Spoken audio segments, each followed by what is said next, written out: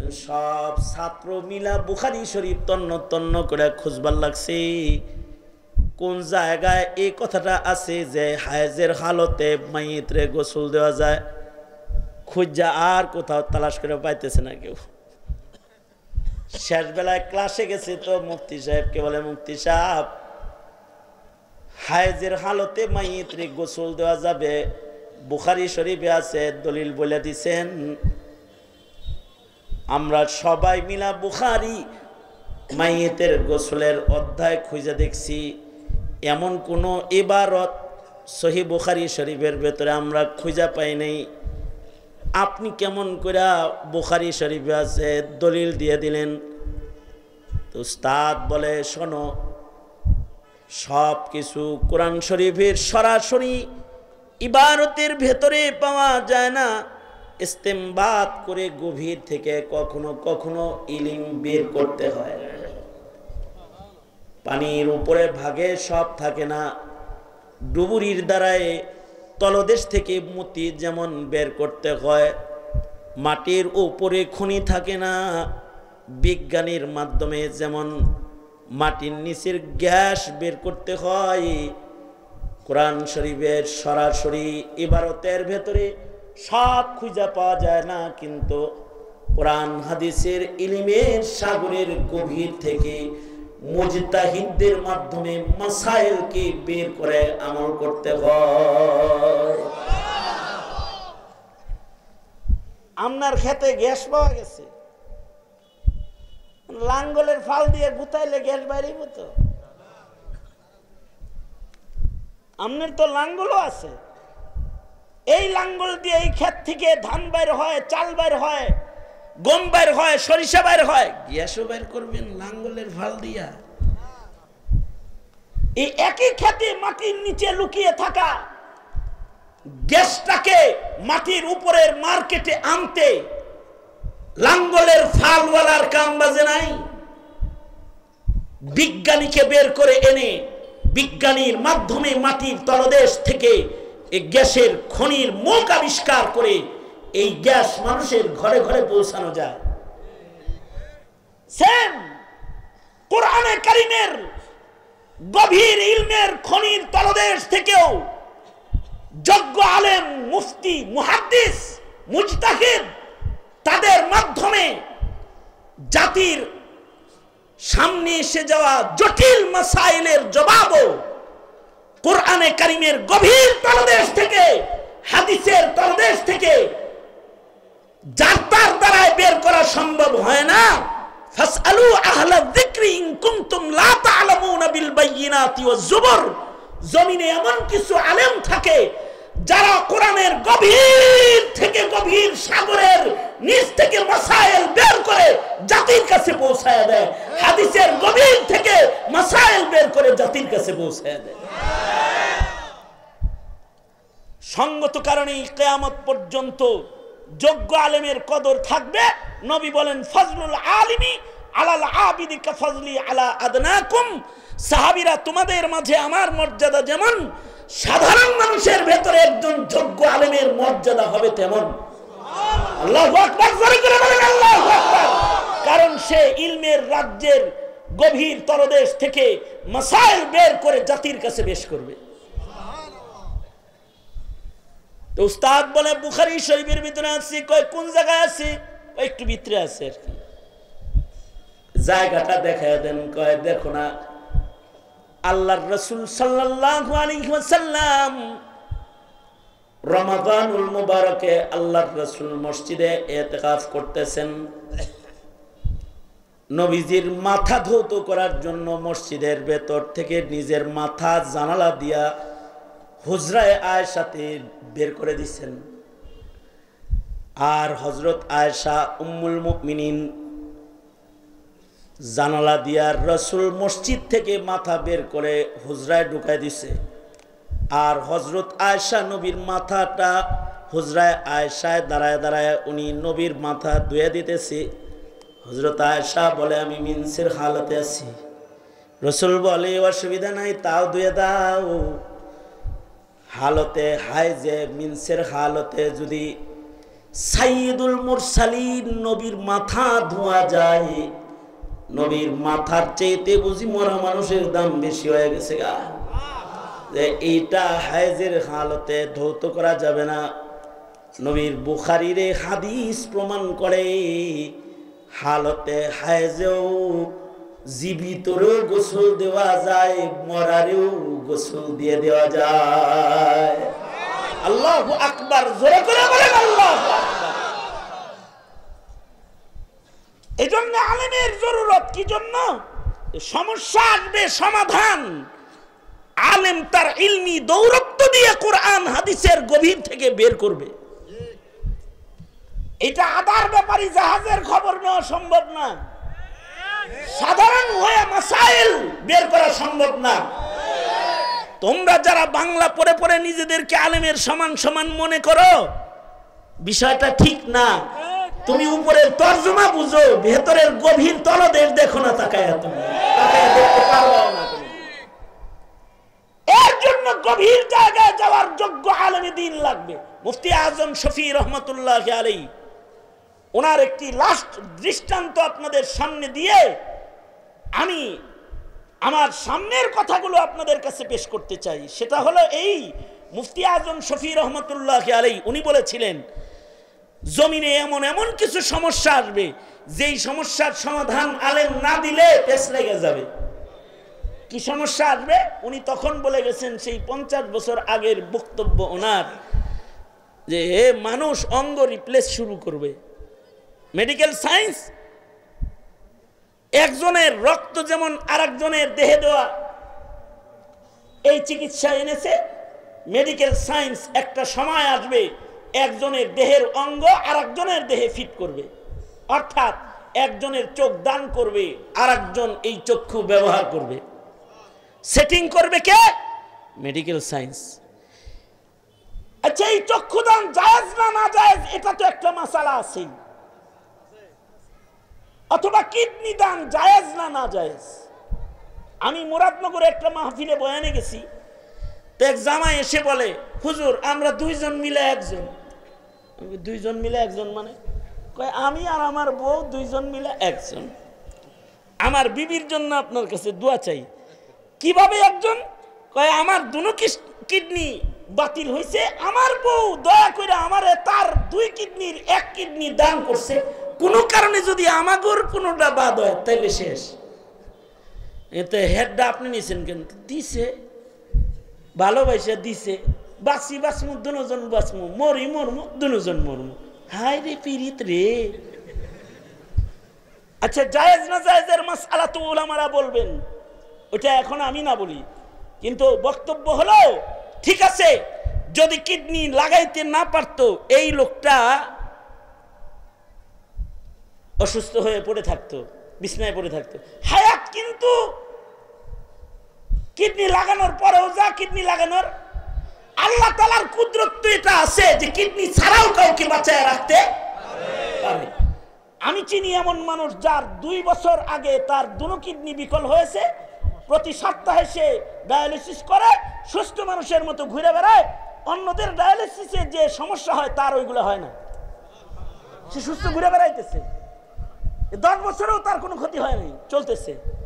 এখন প্রশ্ন হলো, আপনার কিডনি দিয়ে যে আপনি আর একজনকে বাঁচায় রাখলেন, হে যদি এখন কারোর লগে জেনা করে শক্তিশালী দেহে, এই জেনার গুনাহ কি একজনের আমল নামায় যাবে নাকি 2 জনের আমল নামায় যাবে? একটা প্রশ্ন, আপনার উত্তর দেওয়ার দরকার নেই, আপনি তো মুফতি সাহেব না। আপনি যে চক্ষুটা একজনকে দান করলেন, আপনার চোখ ব্যবহার করে সে যে নারীর ইজ্জত লুণ্ঠন করলো, ঘুষের কাগজে সিগনেচার করলো, অথবা এই চোখ দিয়ে যে মানুষ দেখে সে পিস্তলের বাট টেনে গুলি করলো, গুনাহ কি শুধু উনার আমল নামায় যাবে নাকি আপনার চোখের কারণে আপনার আমল নামায়ও যাবে? এটাও আবার আপনি ফতোয়া দিলেন। আমি তো পেজগুলা দেখাইতেছি আর কি, ঠিক না? পেজ লাগছে কি লাগে? আরো বক্তব্য শুনেন। বর্তমান মেডিকেল সায়েন্স এখন ওই জায়গায় চলে গেছে, সেটা হলো যে শুকরের হাড় কেটে মানুষের হাড়ের জায়গায় রিপ্লেস করে ফেলেছে। আচ্ছা আপনারা বলুন তো, শুকরের হাড় তো পাক,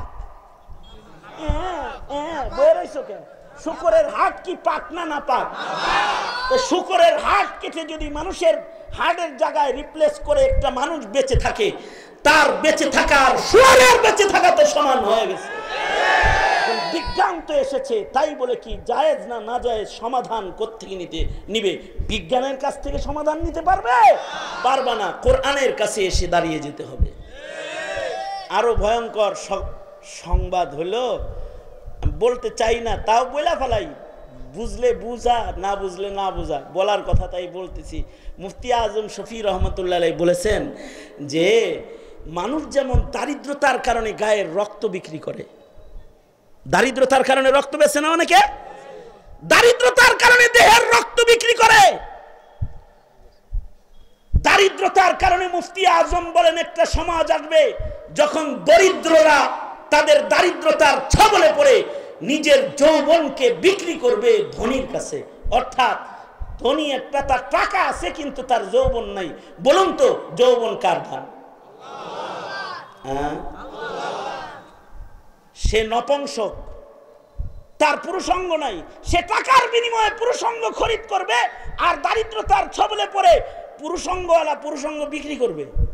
আর বিজ্ঞানের উন্নতি ওই জায়গায় চলে যাবে যে একজনের যৌনাঙ্গ আর একজনের যৌনাঙ্গের জায়গায় সেটিং করবে, এই জায়গায় চলে যাবে। কারণ হলো দুই গাছকে যেই জেনেটিক সায়েন্স এক বানাইতে পারে, দুটি গাছকে এক বানাইছে, এক গাছে দুই ফল ধরে, এক ডালে পেয়ারা ধরে আর এক ডালে জাম্বুরা ধরে। মনে করেন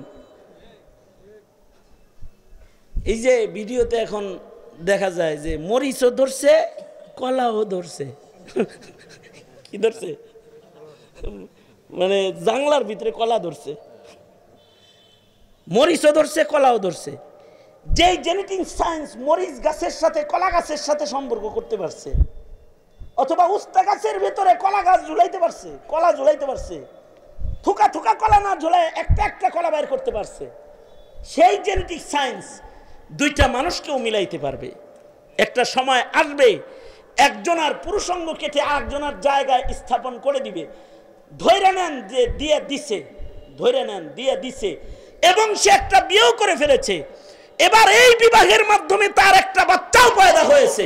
এখন প্রশ্ন হলো সন্তানের বাবাকে, যার নুনু সে নাকি যার যৌবন শক্তি ব্যবহার হয়েছে সে? সমাধান দিবে কে? তুমি দিবে? তুমি দিতে পারবা না। তুমি যদি বিজ্ঞানকে রেখে কোরআনকে ছেড়ে দাও, মুছে দিতে চাও, তাড়িয়ে দিতে চাও, হ্যাঁ তুমি যারা সন্তানের বাবা হতে পারবা, যারা সন্তানের ভাই হতে পারবা, ইমানদার হয়ে কবরে যেতে পারবা না, ইমানদার হয়ে কবরে যেতে পারবা না। কারণ তোমাকে সমাধান নিতে হলে তখন ইলমে ওয়াহির আশ্রয়ে তোমাকে দাঁড়াতেই হবে। এই কারণেই তলাবুল ইলমি ফরিদাতুন আলা কুল্লি মুসলিম, সকল মুসলমানের উপরে ইলমি দ্বীন, সকল মুসলমানের উপরে ইলমি দ্বীন শিখা আল্লাহ তাআলা ফরজ করেছেন। কারণ ইলম ছাড়া মানুষ তার মনুষ্যত্ব আর আব্দিয়াত রক্ষা করা সম্ভব নয়। ইলমে দ্বীন ছাড়া কবর হাসরের শান্তি নিশ্চিত করা সম্ভব নয়। জাগতিক জ্ঞান দিয়ে দুনিয়ার জমিনে ভোগের রাজ্য গড়া যায়, কিন্তু জান্নাতের শান্তি নিশ্চিত করা যায় না। কবরের হালতকে সুন্দর বানানো যায় না। যদি কবর হালতকে কেউ সুন্দর বানাইতে চায় তাহলে জাগতিক জ্ঞান এটা যথেষ্ট নয়। তাকে ওই জিনিস জানতে হবে, ওই জিনিস বুঝতে হবে যেটা তার রবের পছন্দ। আমার শক্তি আছে একটা কাজ করার, কিন্তু আমার রবেরও পছন্দ না করাটার নাম হলো গোলামি। আমার শক্তি আছে একটা দিকে যাওয়ার, কিন্তু আমার রবের অপছন্দ। না যাওয়ার নামই হলো গোলামি। এ হিল্লত আর হুরমত আর জায়েজ আর না জায়েজ জাতির কাছে পেশ করবে যে ইলমটা, সে ইলমের নাম ইলমে দ্বীন, সে শিক্ষার নাম শরীয়তের শিক্ষা, ধর্মের শিক্ষা। এই শিক্ষা ছাড়া আল্লাহ পাকের বিধান জানা সম্ভব নয়। এই শিক্ষা ব্যতিরেকে আল্লাহ পাকের বান্দা হওয়াও আমাদের জন্য সম্ভব নয়। আফসোসের বিষয় হলো, আফসোসের বিষয় এখানে যেটা, সেটা হলো এই মুসলমানের ঘরে জন্মগ্রহণ করেছে, ইলমি দ্বীন কি জিনিস আর জাগতিক জ্ঞান কি জিনিস, এই দুইটা জ্ঞান সম্পর্কে যথেষ্ট ধারণাই মুসলমানের বাচ্চার নাই। সঙ্গত কারণে ইলমি দ্বীনের কদর করা, সম্মান করার শক্তি সামর্থ্য তার পয়দা হয়নি। ন্যূনতম কিছু ব্যবধান তো বুঝতে হবে, ন্যূনতম কিছু ব্যবধান আমি আপনাদের সামনে পেশ করি, যাতে আমাদের মুসলিম ঘরের সন্তানদের কাছে কোরআনের মূল্যায়ন, হাদিসের মূল্যায়ন যেন প্রতিষ্ঠা হয়, মাদ্রাসা শিক্ষার গুরুত্ব যেন কমপক্ষে উপলব্ধি হয়। বেশি না, কয়েকটা ব্যবধান।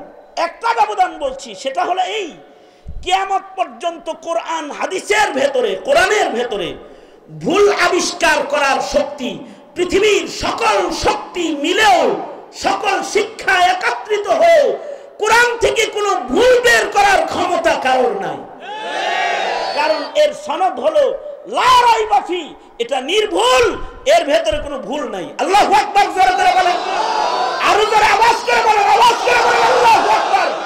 কারা বের করতে পারবে না ভুল? অশিক্ষিতরা না, দুনিয়ার সব শিক্ষিত মিলেও কোরআনে কারীমের ভেতরে কোনো ভুল আবিষ্কার করতে পারবে না। এই ঈমানের সাথে বলেন, ঈমানের সাথে, বিশ্বাসের সাথে বলেন, পারবে? জোরে আওয়াজ করে বলেন, পারবে না। কিন্তু জাগতিক জ্ঞানের ভুল, এটা ধরার জন্য শিক্ষিত হওয়ারও দরকার নাই। এই কারণেই কয়েকদিন আগেও যে শরীফ শরীফার গল্প বয়ে এসেছে, এইটা কোনো অধ্যাপকের চিন্তা হয় নাই, কোন শিক্ষিত লোকের চিন্তা হয় নাই। আমার দেশের আন্ডা বাচ্চারা পাতা ধরা টান দিয়ে ছেড়ে ফেলে দিয়েছে, কারণ ওরাও বুঝে এই শিক্ষা সঠিক শিক্ষা নয়। জাগতিক শিক্ষার ভেতরে ভুল রয়েছে, কোরআনের শিক্ষার ভেতরে ভুল নাই। একটা ব্যবধান, জাগতিক শিক্ষার উপরে ঈমান আনা জরুরি না, কিন্তু ধর্মের শিক্ষার উপরে যদি কারো ঈমান না থাকে তাহলে সে বেঈমান। ঠিক আস্তে করে বললেন কেন? এই কারণে বাচ্চাদেরকে মক্তবে গেলে পড়ায় আমার সাথে বলেন, আমানতু বিল্লাহি ওয়া মালাইকাতিহি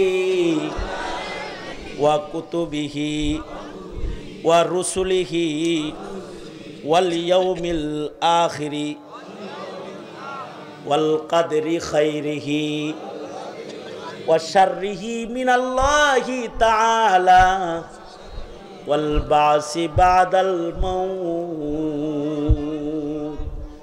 তার মানে আল্লাহর উপরে যেমন ঈমান আনতে হয়, আল্লাহর কিতাব কোরআনের উপরেও ঈমান আনতে হয়, নবীর হাদিসের উপরেও ঈমান আনতে হয়। কেউ যদি বলে হাদিস মানি না, বেঈমান। কেউ যদি বলে যে সে হাদিস মানে না, সে কি? জোরে বলেন, আরো জোরে আওয়াজ করে বলেন। এই সিদ্ধান্ত কি মৌলবীর নাকি আপনাদেরও? সবার। এই সিদ্ধান্ত আল্লাহর। এই সিদ্ধান্ত কার? হাদিস মানে না তাহলে সে নবী মানে না, ঠিক কিনা? জোরে আওয়াজ করে বলেন। তার মানে হাদিসের উপরে ঈমান না রাখলে সে বেঈমান। আর কেউ যদি বলে আল্লাহর কোরআনের উপরে বিশ্বাস সে রাখে না, তাহলে সে বেঈমান। মুনকিরে হাদিসেরও ঈমান নাই, মুনকিরে কোরআন যে তার ঈমান নাই। কোরআনের একটা নুকতা একটা অক্ষর যদি কেউ অবিশ্বাস করে তাহলে তার ঈমান নাই। সুতরাং আমরা কোরআনের উপরেও ঈমান রাখি, হাদিসের উপরেও ঈমান রাখি। কারা কারা রাখি? এক হাত রাখি না দুই হাত রাখি? কম রাখি না পুরা রাখি? জোরে আওয়াজ করে বলেন, কম রাখি না পুরা রাখি? পুরা ঈমান রাখি। আল্লাহু আকবার বলেন। হাত নামান, হাত নামান। তার মানে হলো কোরআন হাদিসের উপরে যার ঈমান নাই তার কি? তার কি নাই? তারই ঈমান নাই। কোরআন হাদিসের উপরে যার বিশ্বাস নাই তার ঈমান নাই, সে বেঈমান। সে কি? জোরে বলেন, আরো জোরে আওয়াজ করে বলেন।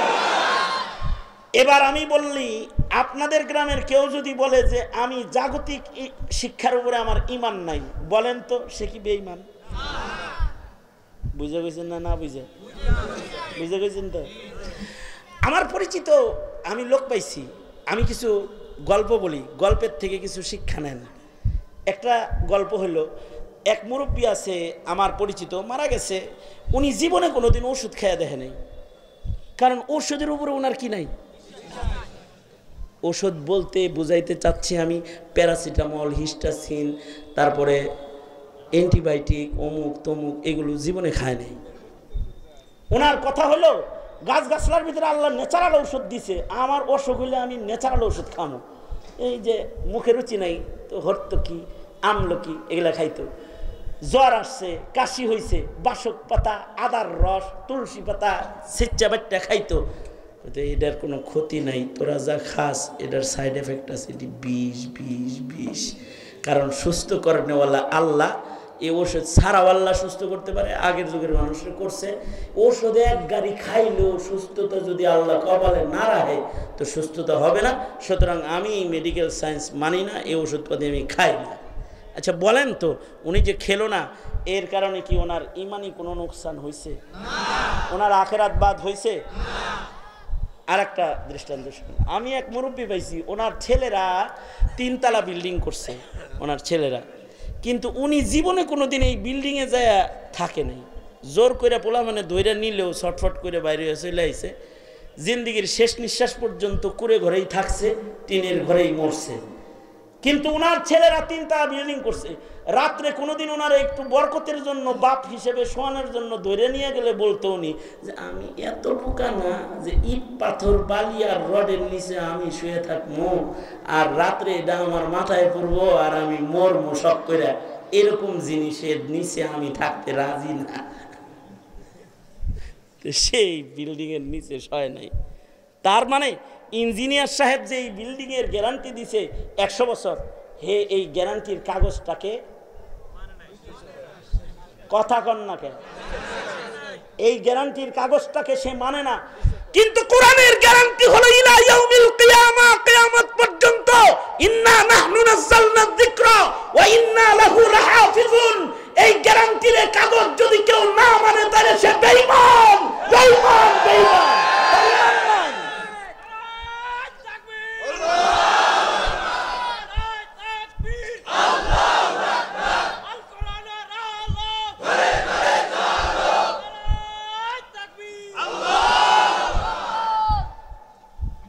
কোরআনের গ্যারান্টি না মানলে সে কি? জোরে আওয়াজ করে বলেন, সে কি করে বলেন? কিন্তু সে যে এই ইঞ্জিনিয়ারের 100 বছরের গ্যারান্টি মানল না, কি হ্যাঁ কিচ্ছু হয় না। বরঞ্চ দুনিয়াতে একই হিসাবে মর্যাদা পাওয়ার সম্ভাবনা আছে। বলকের বাদশাহ হাত ছেড়ে দিয়ে জঙ্গলে থাকে নাই, দাম কি কমছে না বাড়ছে? হ্যাঁ অবশ্যই আমরা মানি যে এই গ্যারান্টি ঠিক আছে, প্রুফড, এটা প্রমাণিত গ্যারান্টি। তারপরেও উনি মানে নাই, তাতে তো ওনার ঈমান যায় নাই। আমাদের এক মুরব্বী বলতেন যে উকালতি কেউরে বানাইস না রে, উকিল বানাইস না কেউরে। কি লেগে? তো উনি এক উকিলের নাম শুনলেই আউজুবিল্লাহ নাউজুবিল্লাহ যা ওনার মুখস্থ আছে সব পড়তো। অথচ উনি অ্যাডভোকেট সাহেব। তো ওনাকে যদি বলা হয় শিক্ষিত একটা লোক, এর নাম শুনলে নাউজুবিল্লাহ আস্তাগফিরুল্লাহ দি পরে নাউজুবিল্লাহ মিনাশ শাইতানির রাজিম, এলে কি হয়েছে আপনার? কয় যে এই শিক্ষাটা আমার মতে দরকার নাই ওনার মধ্যে। আমি কই যে যদি এই শিক্ষা না হয় তাহলে কোর্ট চলবো কেমনে? কারণ উকিল ছাড়া তো মামলা মুভ হবে না।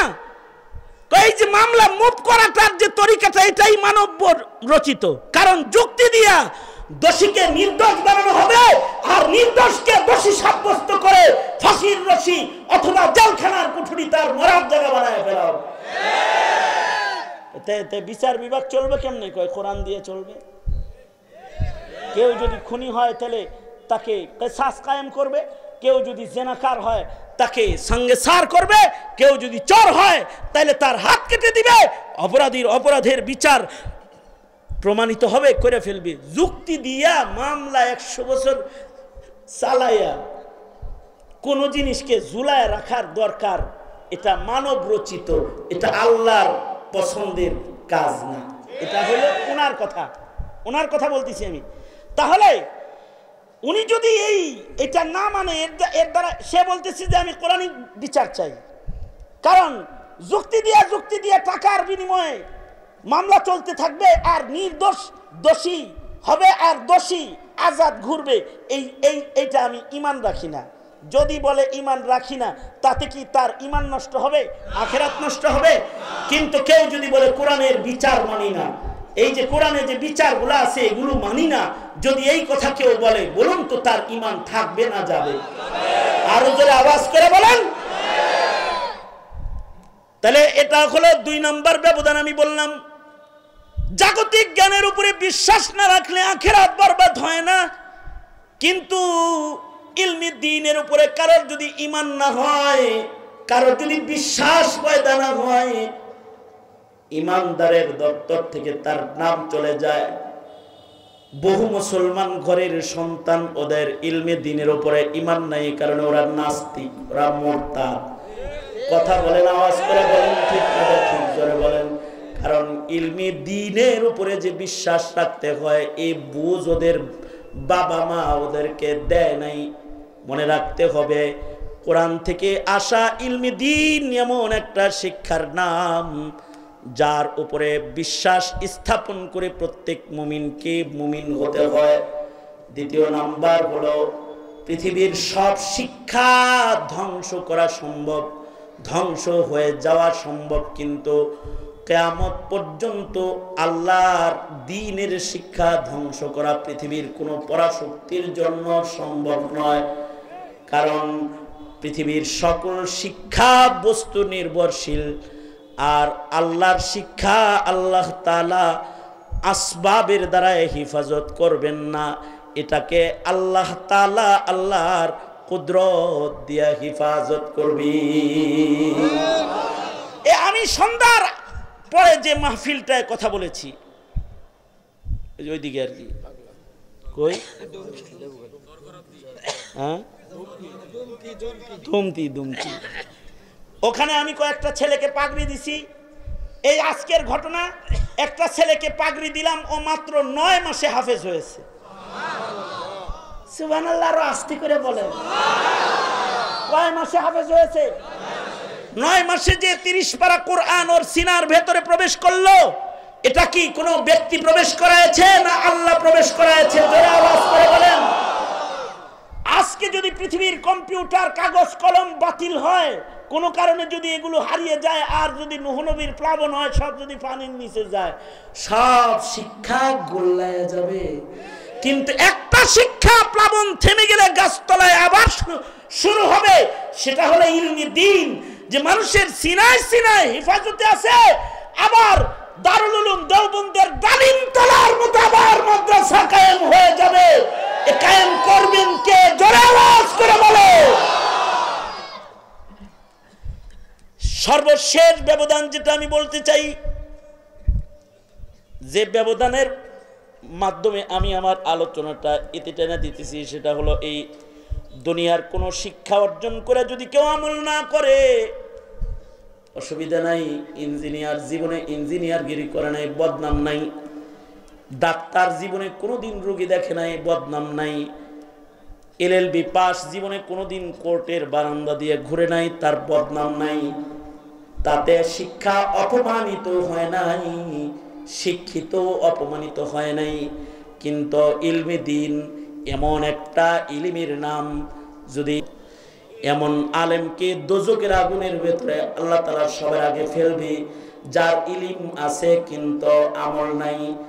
জাতির ভেতরেও যদি কোনো আমল সারা মৌলবী সাহেব পাওয়া যায়, যে মৌলবী ইলম হাসিল করেছে কিন্তু আমল করে না, জাতি তাকে আলেম কয় না, জাতি সবাই মিলা তাকে জালেম কয়। কারণ ইলমে দিন এমন ইলম নয় যে গাধার বুঝার মতো বহন করে সারা জনম চলা যায়, বরঞ্চ ইলমে দিন এমন একটা ইলমের নাম যেটা সারা জনম আমল করতে হয়, সারা জনম এটা বিতরণ করতে হয়, যার বিতরণ আর আমলের মাধ্যমে জাতির কল্যাণ হয়, আর যিনি এই আমল করে তার মর্যাদা বেড়ে যায়। এ কারণে পৃথিবীতে বড় আলেম যত আছে তাদের আমল খুঁজে দেখো অনেক বড়। কেউ যদি আলেম হয় কিন্তু আমল না হয়, জানে কিন্তু যদি আমল না করে তাহলে সে জালেম। ইতিহাসের পাতা তাকে জালিম হিসেবেই চিনে। পৃথিবীর ইতিহাসে একজন আলেম ছিল, নাম আবুল ফজল ফয়জি। সম্রাট আকবরকে যে দিনে ইলাহি নির্মাণ করার জন্য কুবুদ্ধি দিছে, সম্রাট আকবরকে আবুল ফজল ফয়জি বলে 1000 বছর হয়ে গেছে, মুহাম্মদুর রাসূলুল্লাহ ধর্ম পুরান হয়ে গেছে। ফয়জি বলে, সম্রাট আকবর আপনি আরেকটা ধর্ম প্রণয়ন করেন, যার নাম দিবেন দ্বীনে ইলাহি। প্রণয়ন করলো, দ্বীনে ইলাহি চালু করলো। জমানার আলেমরা ফতোয়া দিল, তো দ্বীনে ইলাহি বরবাদ হয়ে গেল। অথচ ফয়জি এত বড় আলেম ছিল, দারুল উলুম দেওবন্দে গেলে দারুল উলুমের লাইব্রেরিতে এখনো ফয়জির লেখা তাফসীর ওইটা গ্লাসের ভিতরে আটকায় রেখে দিছে, তাফসীরে বেনুকাত। তার মানে হলো এত বড় আলেম ছিল ফয়জি যে 30 পারা কোরআনের তাফসীর লিখেছে।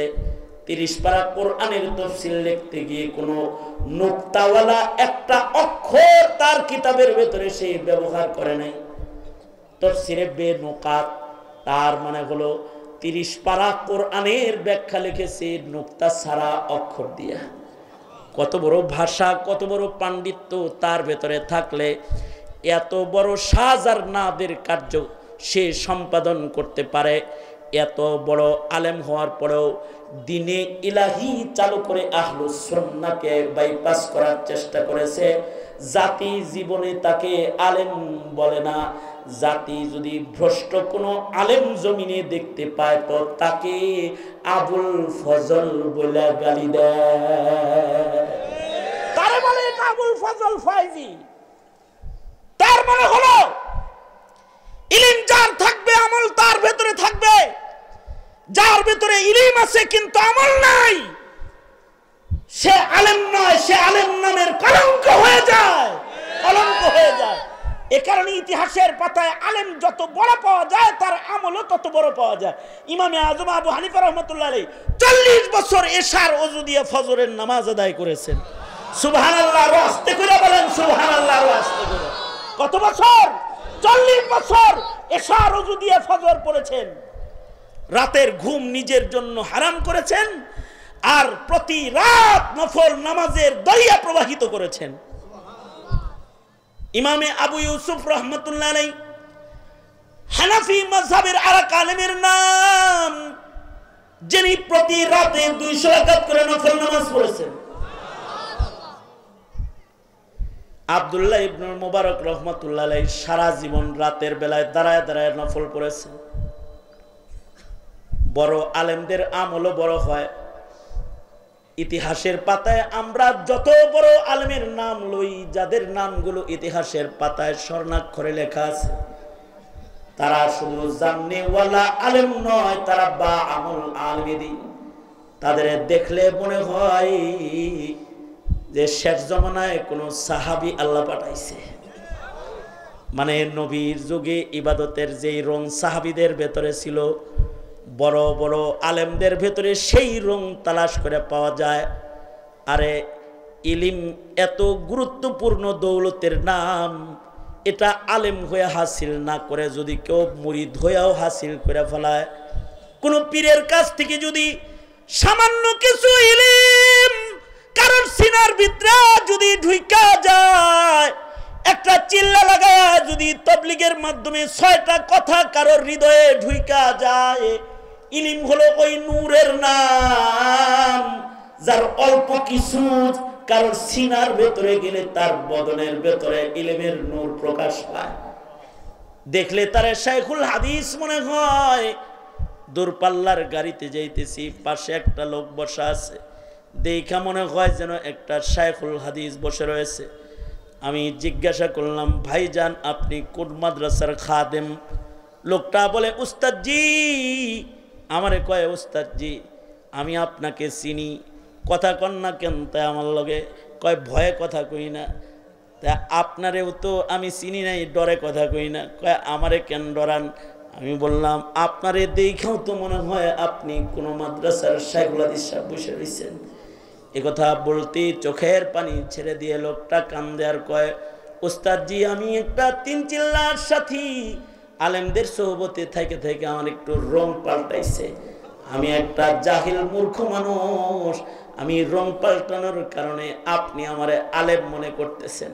আমার হাত ধরে কান্দে আর কয়, ওস্তাদজি কতই না মজা হইতো যদি এমন হইতো যে ভুলটা আপনি করেছেন, এই ভুলটা যদি বিচারের দিন, যেদিন কাহার আর জালাল লইয়া আল্লাহ বিচার করতে দাঁড়াইব, আর ফিরিস্তারা 2টা কাতার করব, টেনে টেনে দোজখীদেরকে বাম কাতারে দাঁড় করাইব আর জান্নাতীদেরকে ডান কাতারে দাঁড় করাইব। ওই দিন যদি ফিরিস্তারা আমাকে আলেম মনে করে যদি আপনাদের লগে দাঁড় করায় দিত, তাহলে আমার হিসাবটা সহজ হইয়া যাইতো। এই কথা বইলা যখন হাউমাউ করে কাঁদতেছে, আমি বুকে জড়ায় ধরে বললাম, ভাইজান ভয় নাই, ভয় নাই। রাসূল বলেছেন, মান তাশাব্বাহা বিকওমিন ফাহুয়া মিনহুম। আল্লাহর রাসূল বলেছেন, যার সাথে যার রঙের মিল হবে ময়দানে মাহশারে আল্লাহ তাআলা তাকে তার সাথে দাঁড় করায়া দিবে। কাউকে যদি নেককারের মতনও দেখা যায়, ময়দানে মাহশারে নেককার হিসেবে তাকে ডান কাতারে দাঁড় করায়া দিবে। আর যদি কাউকে মুসলমানের ঘরে জন্মায় যদি ইহুদির মতন দেখা যায়, যদি নাসারার মতন দেখা যায়, তাহলে কিন্তু ইহুদ নাসারার দলের ভেতরে ধাক্কা দিয়ে পাঠায় দিবি।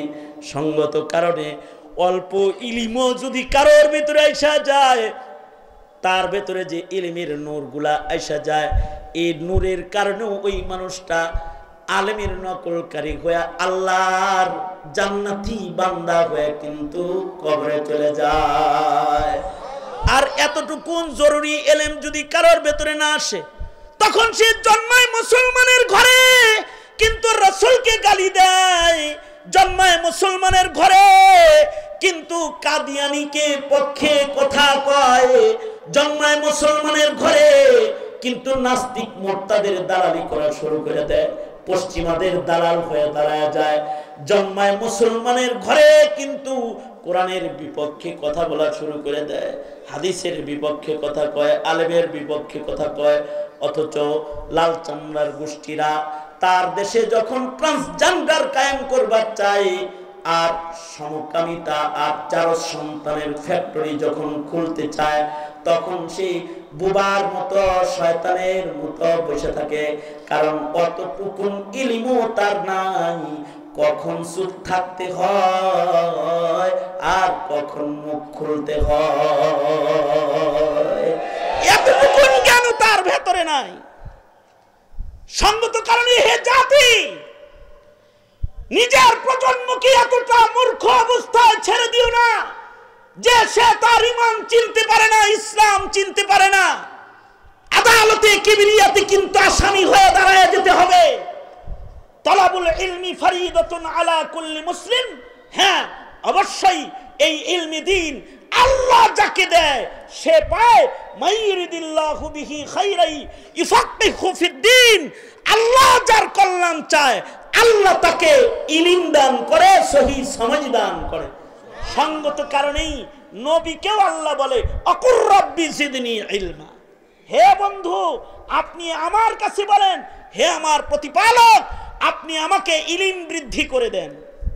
ইলমি দ্বীন এটা ব্যক্তির অর্জন নয়, এটা রবের দান। জোরে বলেন কার দান? আরো জোরে আওয়াজ করে বলেন কার দান? ইলম এটা রবের দান। সঙ্গত কারণে ইলম আল্লাহর কাছে চাইতে হয়, সহি বুঝ আল্লাহর কাছে চাইতে হয়। প্রজন্মকে সহি বুঝ দেওয়ার মেহনত করব, আর নিজেরা ইলমি দ্বীন আল্লাহর কাছে চাইব ইনশাআল্লাহ। বলেন ইলমের কদর করব ইনশাআল্লাহ, ইলমের কদর করব, জাতিকে ইলমি দ্বীনের কদর শিখাবো ইনশাআল্লাহ। চিল্লায় বলেন, আরো যারা আওয়াজ করে বলেন। সুতরাং মাদ্রাসা, আলেম ওলামা, কোরআন সুন্নাহ এর পক্ষে থাকবো না বিপক্ষে থাকবো? জোরে আওয়াজ করে বলেন, পক্ষে থাকবো না বিপক্ষে থাকবো? কারা কারা পক্ষে থাকবো? আল্লাহ আপনি কবুল করেন, আমিন বলেন। আর হাত দেন, আমার সাথে স্লোগান দেন। আমি বলবো আলেম ওলামা যেখানে, আপনারা বলবেন আমরা আছি সেখানে।